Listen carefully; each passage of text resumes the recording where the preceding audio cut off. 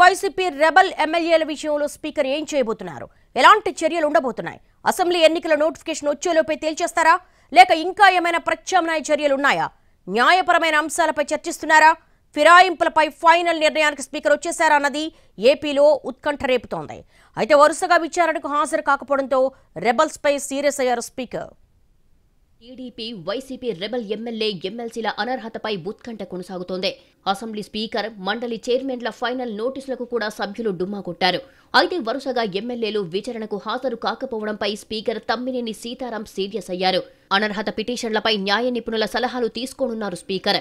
ఇప్పటికీ అసెంబ్లీ నుంచి వెళ్లిపోయిన ఆయన న్యాయ నిపుణులతో చర్చించనున్నారు. అనంతరం అనర్హత పిటిషన్లపై నిర్ణయం తీసుకునే అవకాశం ఉంది. నలుగురు వైసీపీ రెబల్ ఎమ్మెల్యేలు ఉండవల్లి శ్రీదేవి, మేకపాటి చంద్రశేఖర్ రెడ్డి, కోటంరెడ్డి శ్రీధర్ రెడ్డి, ఆనం రామనారాయణ రెడ్డిపై అనర్హత వేటు వేయాలంటూ వైసీపీ స్పీకర్ను ఆశ్రయించింది. దీనిపై విచారణకు రావాలని నోటీసులు పంపినా రెబల్ ఎమ్మెల్యేలు హాజరు కావడం లేదు. చీఫ్ విప్ ప్రసాద్ రాజు తమకు వ్యతిరేకంగా సమర్పించిన ఆధారాలు ఇండియన్ ఎవిడెన్స్ యాక్ట్ ప్రకారం చెల్లవని సమాధానమిచ్చారు.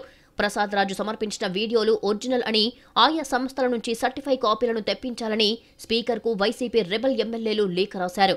అయితే రెబల్ ఎమ్మెల్యేలు ఉద్దేశపూర్వకంగానే కాలయాపన చేస్తున్నారని చీఫ్ విప్ ప్రసాద్ రాజు ఆరోపించారు.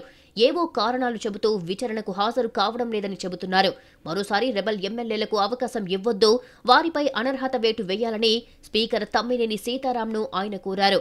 అటు టీడీపీకి చెందిన నలుగురు రెబల్ ఎమ్మెల్యేలు సైతం స్పీకర్ ముందు విచారణకు హాజరు కాలేదు.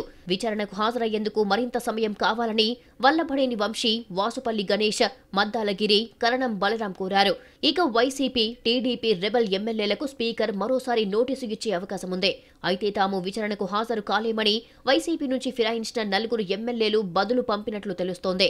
నోటీసుల ప్రకారం ఇవాళ మధ్యాహ్నం టీడీపీ రెబల్ ఎమ్మెల్యేల విచారణ జరగాల్సి ఉంది. ఆ తర్వాత వైసీపీ నుంచి ఫిరాయింపుల విచారణ ఉంది. అయితే ఎవరూ విచారణకు రాలేదు. ఇలాంటి టైంలో ఎమ్మెల్యేలు, ఎమ్మెల్సీల నుంచి వివరణ తీసుకున్న తర్వాతే వాళ్లపై నమోదైన అనర్హత పిటిషన్పై ఎలాంటి నిర్ణయమైనా తీసుకోవాల్సి ఉంటుంది. ఫిరాయింపు నిరోధక చట్టం కింద ఎందుకు చర్యలు తీసుకోకూడదో వివరణ ఇవ్వాలంటూ స్పీకర్, మండలి చైర్మన్లు ఆయా సభ్యుల్ని ప్రశ్నిస్తూ నోటీసులు పంపిస్తూ వచ్చారు. అయితే వీళ్లలో కొందరు అరకొరగా విచారణకు హాజరయ్యారు. 3 సార్లు నోటీసులు ఇస్తే రకరకాల కారణాలతో వాళ్లు విచారణకు గైరాజరవుతూ వస్తున్నారు. సాంకేతిక, వ్యక్తిగత కారణాల్ని సాకుగా చూపిస్తూ పూర్తిస్థాయి విచారణలో పాల్గొనకుండా సాగదీస్తూ వస్తున్నారు నలుగురు. అయితే అనర్హత పిటిషన్లు వేసిన ప్రభుత్వ చీఫ్ విప్ ప్రసాద్ రాజు, మెరిగ మురళీధర్ సమక్షంలోనే విచారణ జరిపేందుకు నోటీసులు జారీ చేసింది స్పీకర్ కార్యాలయం. ఇలాంటి పరిస్థితుల్లో ఇప్పటిదాకా జరిగిన విచారణ ఆధారంగా నిర్ణయం తీసుకోవాల్సి వస్తుందంటూ ఇదివరకే నోటీసుల్లో స్పీకర్, చైర్మన్లు స్పష్టం చేశారు. దీంతో రాలేమంటూ లేఖ పంపిన నేపథ్యంలో ఎలాంటి నిర్ణయం ఉండనుంది అనే ఉత్కంఠ కొనసాగుతోంది.